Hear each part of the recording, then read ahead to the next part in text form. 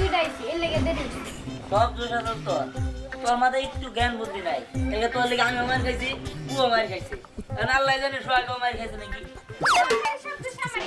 ঝগড়া পাতে তাড়াতাড়ি কেউ কই যাবে বুঝলাম